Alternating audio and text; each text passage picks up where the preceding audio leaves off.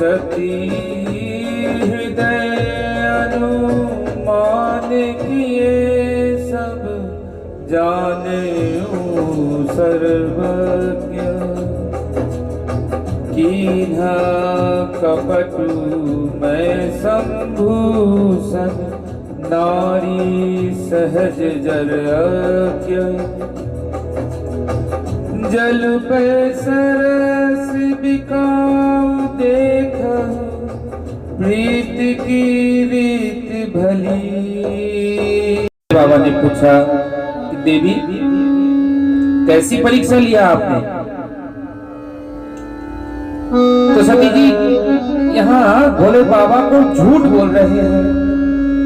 सत्य धाम प्रभु दीन दयाला यद्यपि सती पूछा बहु भांति तदपि न कहेऊ त्रिपुर अराती। बिल्कुल गंभीर हो गए, मौन धारण कर लिया बाबा ने।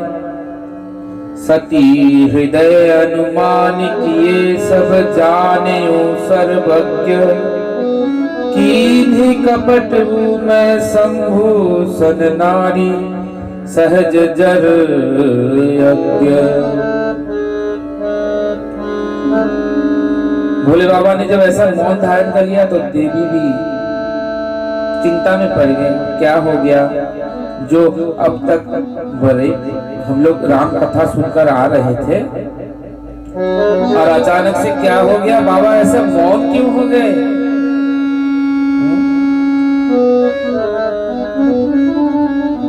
जल पे सरस बिकाऊ देखूं प्रीत की रीत भली बिलग होए रस जाय कपट खटाई परत पूनी। प्रीत की रीत यही होती है सर, प्रीत की यही रीत होती है। जल जो है वो बिकता नहीं था पहले, लोग खरीद के लेकिन दूध खरीद के खाते थे। लेकिन वही जल जब दूध से मिल जाते तो वो दूध के भाव बिक जाते हैं। यही प्रीत की रीत है।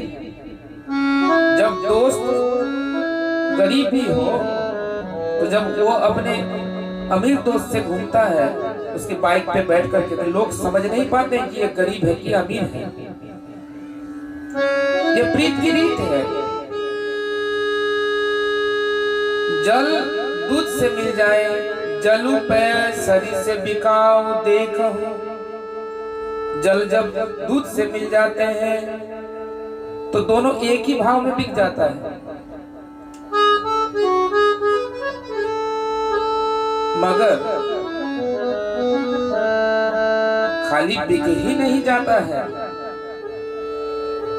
ठीक जिस तरह भगवान द्वारकानाथ जी सुदामा को अपना आसन में बिठा लिया, राजा का सम्मान प्रदान कर दिया, तो कहां का गरीब ब्राह्मण और द्वारकाधीश के बगल में बैठे हुए हैं। दूध की मित्रता देखिए, इसका ऐसी मित्रता है कि दूध जब जल का भी अपना प्रेम देखिए दूध से कि भैया जब तूने मेरे को अपने दाम में जब बिकवा ही दिया है तो मेरा भी तो कोई कर्तव्य होगा। तो जल कर क्या रहा है कि जब उसे चूल्हे में चढ़ा देते हैं दूध को उबालने के लिए, तो जल की दोस्ती देखिए कि वो पहले खुद जल जाते हैं और दूध तो दूध सार रह जाता है, जल पहले ही उड़ जाता है दोस्त के लिए। जैसे तैसे मैं अपने दोस्त को बचा लूंगा, जलने नहीं देते हैं। फिर जब वो दूध जलते जलते जब उफान उठ जाता है उसमें, तो क्या होता है कि वो उस दूध को अगर जल ना जाए तो हम ऊपर से क्या करते हैं, फिर ऊपर से हम पानी डाल देते हैं। जैसे ही मित्र को पाते हैं फिर वो अपने आप नीचे बैठ जाता है। इसे कहते हैं दोस्ती। भैया ताली एक हाथ से नहीं बैठता, खुद जल जाते हैं, जल और वाष्प होकर उड़ जाते हैं। और जैसे ही दूध का भी मित्रता देखिए कि जैसे ही उसमें फिर से थोड़ा जल डाल दिया जाए वो अपने आप अपने दोस्त को लेकर फिर वहां बैठ जाते हैं। इसे कहते हैं दोस्ती। अलग नहीं किया जा सकता दोनों को, ऐसी दोस्ती है। लेकिन बिलग होए रसु जाए कपट खटाई परत पूनी। जिस दोस्त को इस जलाकर भी नहीं अलग कर दिया जा सकता, उसको अलग करना चाहेंगे आप? कैसे करेंगे? बोले उसमें थोड़ा सा नींबू निचोड़ दो बस। जैसे ही दोस्ती में झूठ कह दिया आपने, गलत कर दिया आपने दोस्त के साथ, बस वही आपका प्रेम वही से समाप्त। यानी दोस्ती में अब नींबू का रस आपने डाल दिया है, दोनों अलग अलग हो गए, जल अलग हो गए, दूध अलग हो गए, वो छेना बन गया।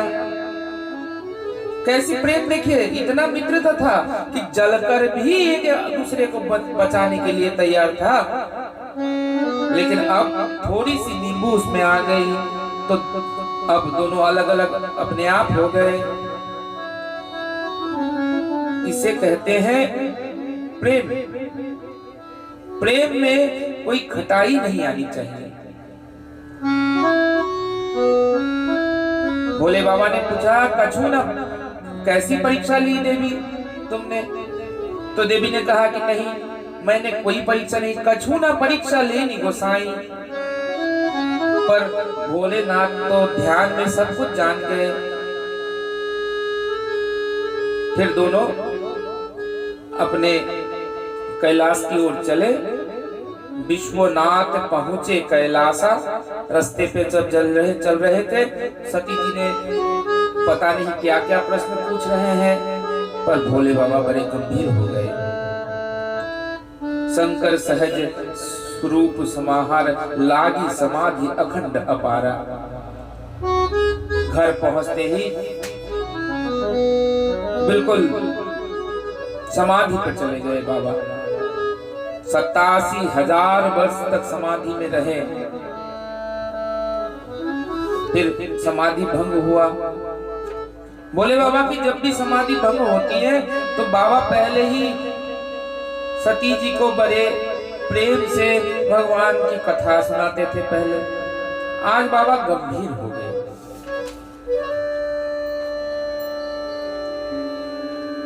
इसमें एक घटना भी हो गया। सती जी के पिता के भवन में एक उत्सव का आयोजन हुआ। पिता भवन उत्सव परम जो प्रभु आए सो होई। तो मैं जाऊं कृपा जतन सादर देखन सोई। करहु नीक मोरे हु मन भावा। जह अनुचित नहीं नेवत पठावा। दक्ष सकल निज सूता बुलाए। हमारे बैर तुम्हारे बिसराए। महादेव जी ने पूछा, देखो तुम वहां मत जाओ। देवी भले ही तुम्हारे पितृलय में एक बहुत बड़ा अनुष्ठान हो रहा है। हाँ, भोले बाबा तो मन ही मन सोच रहे थे कि ये घटना तो होने ही वाला है, क्योंकि मन ही मन उन्होंने देवी सती को त्याग ही कर दिया था। देवी सती ने भी वहां बड़ा तर्क रख दिया।